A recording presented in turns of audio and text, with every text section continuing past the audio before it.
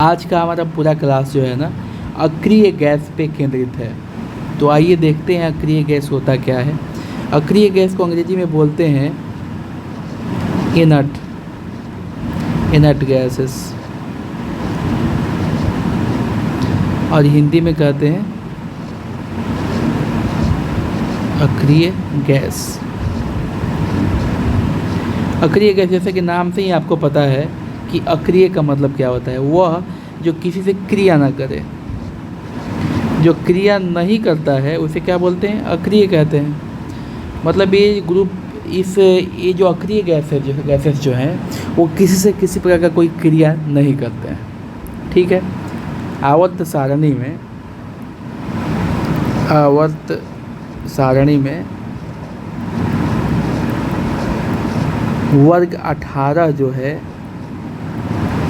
वो पूरा का पूरा क्या है, वर्ग 18 जो है वो पूरा का पूरा क्या है, वह अक्रिय गैस है। मतलब क्या है, इनर्ट गैस है।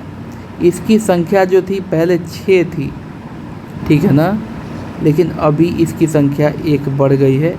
तो अभी इसकी संख्या कितनी हो गई है, 7 हो गई है। तो अभी की परीक्षा में अगर आपसे सवाल पूछा जाए कि अक्रिय गैसों की संख्या कितनी है, तो आप क्या बताएंगे, 6 + 1 = 7। और ये कौन आवर्त सारणी के किस वर्ग में है, तो वर्ग 18 में है। आवर्त सारणी को अंग्रेजी में कहते हैं पीरियोडिक टेबल।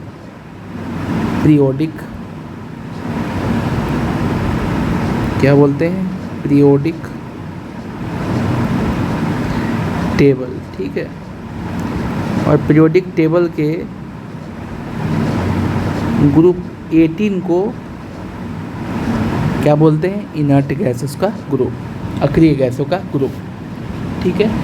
अभी हम जानेंगे सभी के बारे में अलग अलग। ठीक है। तो इसमें टोटल 7 गैसेस हैं।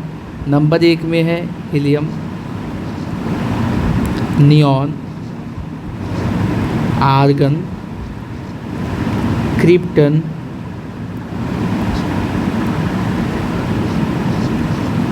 ज़ेनॉन, रेडॉन और ओगैनेसॉन। ठीक है ना। अभी देखो बेटा, हीलियम का परमाणु क्रमांक होता है 2, नियॉन का होता है 10, आर्गन का होता है 18, क्रिप्टन का होता है 36, ज़ेनॉन का होता है 54, रेडॉन का होता है 86 और ओगैनेसॉन का होता है 118। अब यहाँ समझने वाली बात है बेटा, इसको याद कैसे किया जाए। ठीक है। शॉर्टकट में मैं थोड़ा नाम लिख देता हूँ, हीलियम।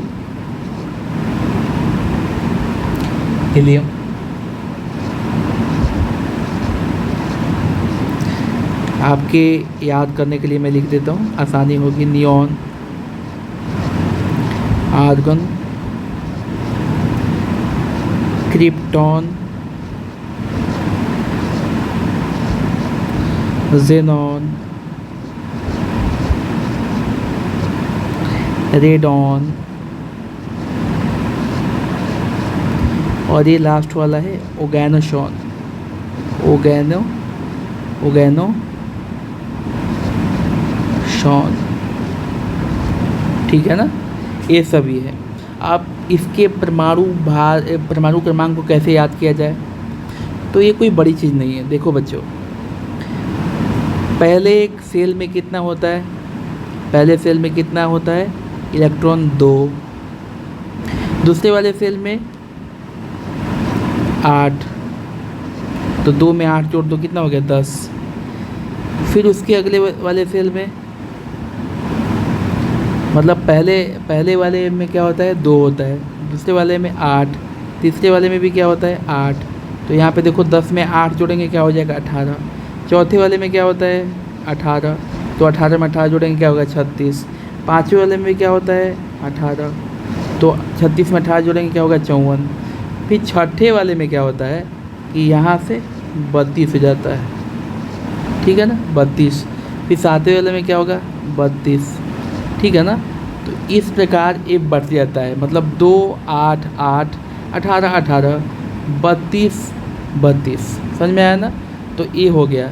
इसमें हीलियम जो है neon, argon, krypton, xenon, radon और ऑर्गेनिसॉन। इसमें जो रेडॉन है, इसमें जो रेडॉन है आपका, रेडॉन जो है ये रेडियो एक्टिव होता है। क्या होता है? रेडियो एक्टिव होता है। एकलौता अक्रिय गैस है जो रेडियो एक्टिव होता है।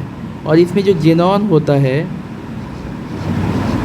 जेनॉन जिसका परमाणु संख्या 54 होता है, ये थोड़ा सा एक्टिव होता है।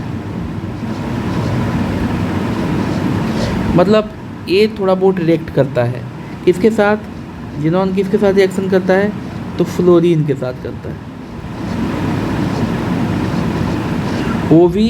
ओवी क्या होता है? रेयर केस में होता है, रेयर केस में। और स्पेशल व्यवस्था करने पर, स्पेशल अरेंजमेंट पे होता है, ठीक है, स्पेशल अरेंजमेंट पे होता है। तो आपको उम्मीद है समझ में आया होगा। अक्रिय गैस का मतलब है बेटा वो गैस जो किसी से कोई मतलब ना रखे, जिसका कोई रोल ना हो, और ये सबसे स्थायी गैस है, ठीक है ना। इसकी संख्या 7 है। ये आवर्त सारणी के वर्ग 18 में है। वर्ग 18 को अक्रिय गैसेस कहते हैं। पीरियोडिक टेबल में ग्रुप 18 को, इसमें पहले 6 थी, अभी 7 हो गया है। Helium, neon, argon, krypton, xenon, radon, oganesson. Latest में ऐड हुआ जो नंबर है वो है ऑर्गेनिसॉन, ठीक है, जिसका परमाणु संख्या होता है 118। परमाणु संख्या कैसे निकालेंगे? 2 8 8 18 18 32 32 जोड़ते जाओ, हो जाएगा। ये लेटेस्ट वाला है, इसको न्यूली ऐड किया गया है,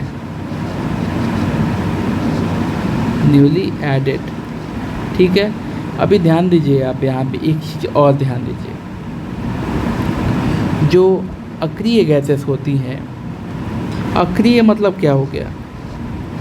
जो रिएक्शन नहीं करती है। तो जो अक्रिय गैस होती है उनकी बाहरी कक्षा में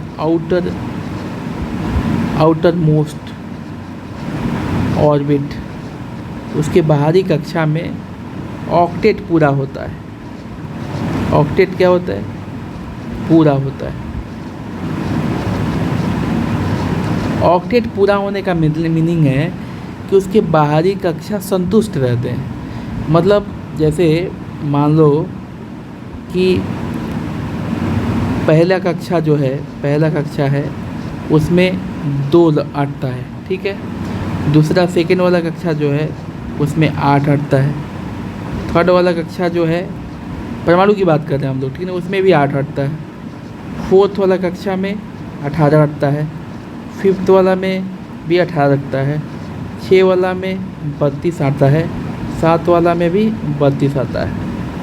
लेकिन जब बाहरी वाला कक्षा पूरा का पूरा 2 भरा रहेगा, सपोज किसी परमाणु में सिर्फ एक ही कक्षा है, उसमें पूरा का पूरा 2 भरा है, तो उसे किसी से लेने देने की ज़रूरत पड़ेगी? नहीं पड़ेगी। तो इस केस में क्या होगा कि वो निष्क्रिय रहेगा। दूसरा कक्षा में 8 है, यहाँ पे 6 रहेगा तो किसी से मांगेगा या देगा, लेकिन पूरा का पूरा 8 भरा रहेगा इसके पास, तो क्यों किसी से लेगा देगा? तो इसका भी तो देखिए, सभी की जो बाहरी कक्षा है ना, ये पूरा का पूरा भरा हुआ है। आप देख लो, ये 2 है, 2 इसका भी अगर इसको तोड़ा जाए, अभी मैं दिखाता हूँ तोड़ के आप लोगों को। देखिए, अगर इसको तोड़ा जाए तो हीलियम जो है उसका तो पूरा 2 है, तो इसका तो ऑक्टेट पूरा है। जब भी ऑक्टेट पूरा होगा किसी से कोई मतलब नहीं रखेगा, कोई संबंध नहीं बनाएगा। जैसे मान लो ऑक्सीजन का परमाणु संख्या कितना होता है? 8, और इसका परमाणु संख्या जब 8 होता है तो इसका कैसे लिखेंगे हम लोग? इलेक्ट्रॉनिक विन्यास 2 और 6, क्योंकि पहले वाले में पूरा का पूरा भर जाएगा, लेकिन दूसरे वाले में कितना चाहिए? 8 इलेक्ट्रॉन पहले कक्षा में, पहले कक्षा में 2, दूसरी कक्षा में 8 में हमारे पास कितना बचा? 6। तो ये तो खाली है ना 2, या तो ये देगा या फिर लेगा, तो हो सकता है कि इससे ले ले। तो इस रिएक्शन में क्या होता है कि वो संबंध बना लेता है। लेकिन जब इसका पूरा का पूरा भरा होगा, जैसे हीलियम हो गया, नियॉन हीलियम का क्या है 2, नियॉन का क्या है 10 के केस में क्या होगा, ये पहला कक्षा 2 भर गया, बाकी कितना बचा 8, दूसरा कक्षा भी भर गया, क्योंकि मैंने भी बताया ना, पहला कक्षा में 2 आता है, दूसरा कक्षा में 8, तीसरा में भी 8, चौथा में 18, पाँचवा में 18, छठवां में 32 और सातवां में 32। अब ध्यान दीजिए, नियॉन आर्गन हो गया, आर्गन का कितना है 18, तो पहला में 2 8 गया, दूसरकों में 8 8 गया और तीसरकों में 8 8 गया, तो क्या बचा, पूरा का पूरा भर गया ना। तो यहाँ ध्यान देने वाली बात यह है कि बाहरी जो कक्षा इनका है वो पूरा का पूरा भरा हुआ है। अब इस केस में जैसे देखो क्रिप्टन का क्या होता है 36 में क्रिप्टन का नहीं, क्रिप्टन का 54 होता है, क्रिप्टन का 54, ठीक है, क्रिप्टन का 54 होता है। इसका कैसे लिखेंगे, पहला कक्षा में 2, दूसरा में 8, तीसरा में 8, ठीक है, चौथा में 18 और पाँचवा में 18। तो देखा जाए तो इसके सभी कक्षा जो है पूरा का पूरा भरा हुआ है। इसका आखिरी कक्षा भी देखा जाए तो 18 है और ये पूरा का पूरा भरा हुआ है। इस स्थिति में हम देखेंगे बच्चों कि जिसके पास सब कुछ भरा पूरा है वो किसी से क्यों मतलब रखेगा, कमी रहेगा तब तो मतलब रखेगा ना। तो अक्रिय गैसों के पास सब कुछ भरा पड़ा है, ठीक है। तो मुझे उम्मीद है आपको ये क्लास बढ़िया लगा होगा, इसी तरह हमारे साथ बने रहिए, ठीक है। Thank you.